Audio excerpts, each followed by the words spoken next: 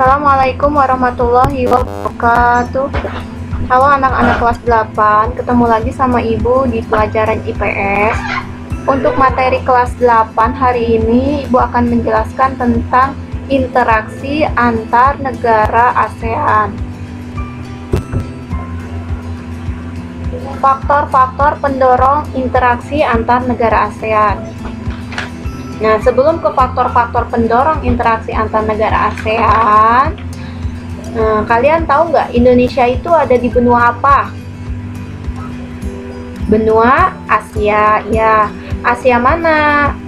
Asia Tenggara. Nah, negara-negara yang berada di kawasan Asia Tenggara itu tergabung dalam organisasi apa? Ya, ASEAN. Nah, negara-negara ASEAN ini melakukan interaksi atau tidak? Seperti apa interaksi yang dilakukan negara-negara di kawasan ASEAN? Nah, sebelum kita mengetahui interaksi yang dilakukan di negara-negara di kawasan ASEAN, kita terlebih dahulu mengetahui arti dari kerjasama, ya. Kerjasama itu adalah menjalin hubungan antara dua negara atau lebih demi mencapai suatu kesepakatan. Itu dinamakan kerjasama. Nah, di sini Ibu akan menjelaskan tentang faktor-faktor pendorong interaksi antar negara ASEAN. Yang pertama yaitu faktornya adalah kesamaan dan perbedaan sumber daya alam. Kesamaan dan perbedaan sumber daya alam. Salah satunya adalah sumber daya alam yang dimiliki oleh Indonesia adalah batu bara. Nah, kemudian contohnya Indonesia mengekspor hasil pertanian ke Singapura. Kemudian yang kedua yaitu faktor pendorong kedua yaitu kesamaan dan perbedaan kondisi geografis. Karena kesamaan letak geografis pada umumnya melaksanakan kerjasama untuk menjaga stabilitas dan keamanan negara, maka kerjasama di ASEAN negara itu membentuk suatu organisasi yang dinamakan ASEAN. Nah, selain ada pendorong, ternyata ada faktor penghambat. Faktor penghambat kerjasama antar negara-negara ASEAN yaitu yang pertama adalah adanya perbedaan ideologi. Perbedaan ideologi. Ideologi negara kita ada yang tahu nggak ideologinya apa? Ya, Pancasila, ya. Faktanya sekarang hampir tidak ada negara ASEAN yang menutup diri dan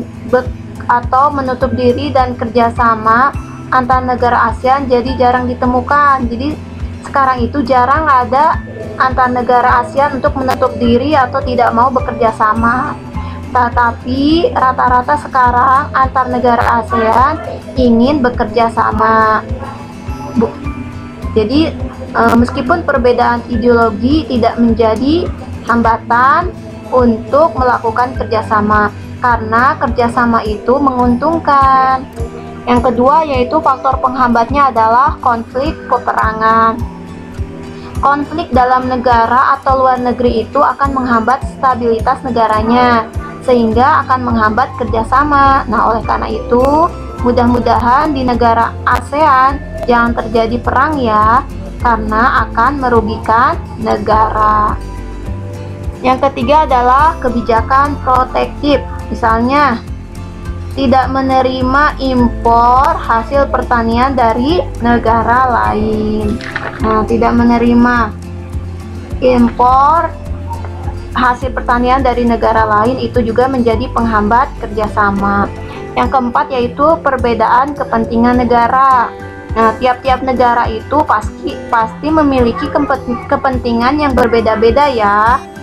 Lalu perbedaan inilah yang dapat menghambat kerjasama di antara negara-negara ASEAN.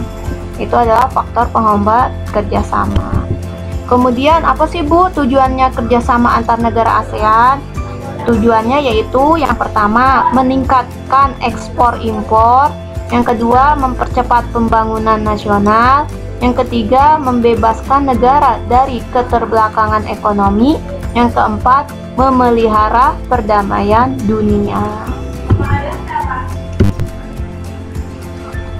Nah, selain itu, bentuk-bentuk kerjasama di bidang sosial, budaya, politik, dan pendidikan itu terbagi menjadi 5 ya. Apa aja sih Bu bentuk-bentuk kerjasama di bidang sosial, budaya, politik, dan pendidikan? Yang pertama adalah bentuk kerjasama di bidang sosial, yang mana kerjasama di bidang sosial itu menjadi salah satu titik tolak utama untuk meningkatkan integrasi ASEAN. Nah, kerjasama di bidang sosial negara-negara anggota ASEAN yaitu yang pertama, membantu kepada kaum wanita dan pemuda dalam usaha-usaha pembangunan.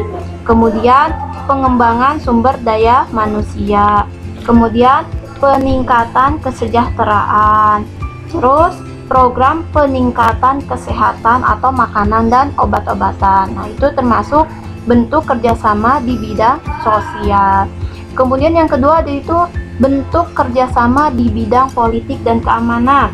Contohnya apa sih Bu bentuk kerjasama di bidang politik dan keamanan? Contohnya yaitu traktat bantuan hukum timbal balik di bidang pidana.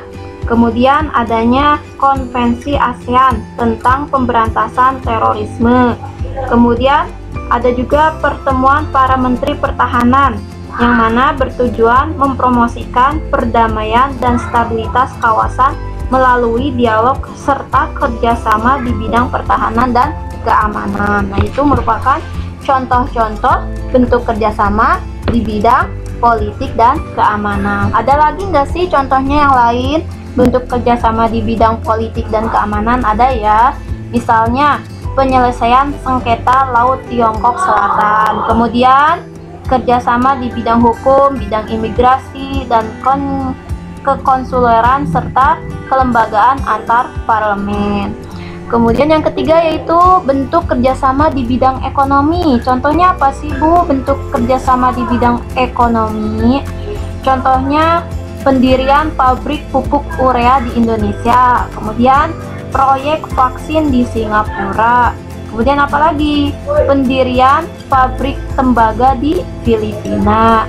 Apalagi Bu pendirian pabrik pupuk urea di Malaysia. Terus proyek Abu Soda di Thailand. Nah, itu merupakan contoh bentuk kerjasama di bidang ekonomi.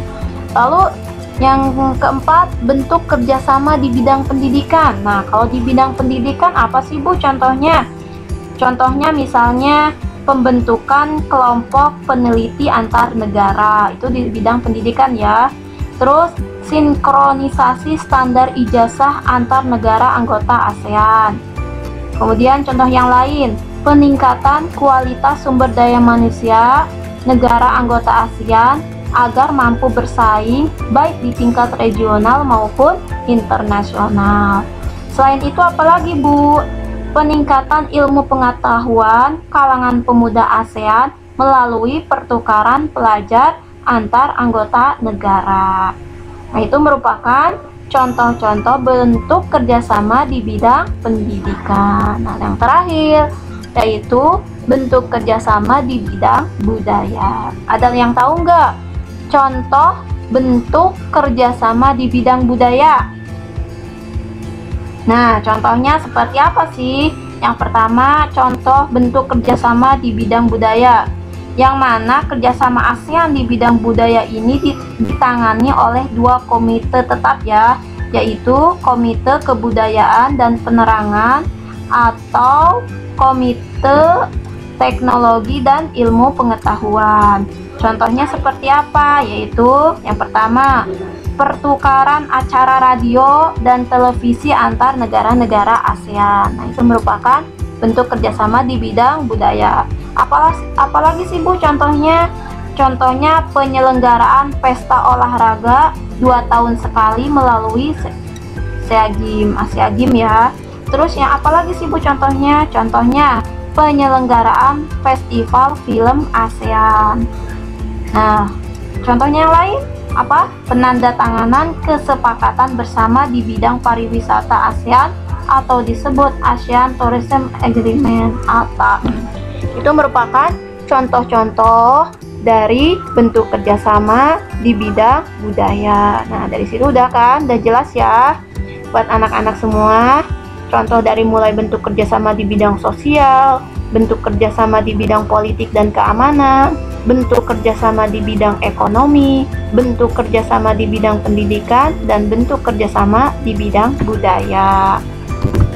Nah, selain itu ada juga pengaruh kerjasama bidang ekonomi, sosial, politik, budaya, dan pendidikan terhadap kehidupan ASEAN. Ada pengaruhnya. Apa sih Bu pengaruhnya? Pengaruhnya itu ada 5 ya. Yang pertama, pengaruh perubahan ruang dan interaksi antar ruang terhadap keberlangsungan kehidupan ekonomi di negara-negara ASEAN. Nah, di negara-negara di kawasan Asia Tenggara ini mempunyai persamaan dan perbedaan di berbagai aspek. Oleh karena itu, hal tersebut memungkinkan untuk melakukan kerjasama. Dengan bekerjasama, negara-negara di kawasan Asia Tenggara bisa saling membantu untuk memajukan perekonomian. Apa sih pengaruhnya? Yang pengaruhnya yaitu tadi pengaruh perubahan ruang dan interaksi antar ruang terhadap keberlangsungan kehidupan ekonomi di negara ASEAN.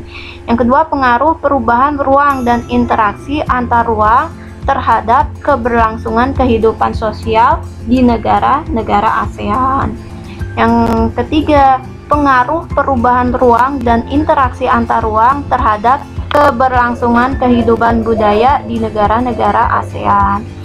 Yang keempat, pengaruh perubahan ruang dan interaksi antar ruang terhadap keberlangsungan kehidupan politik di negara-negara ASEAN. Yang kelima, yaitu pengaruh perubahan ruang dan interaksi antar ruang terhadap keberlangsungan kehidupan pendidikan di Asia Tenggara. Nah, cukup sekian ya dari Ibu untuk materi hari ini. Semoga apa yang Ibu sampaikan bisa bermanfaat ya buat kalian semua. Wassalamualaikum warahmatullahi wabarakatuh.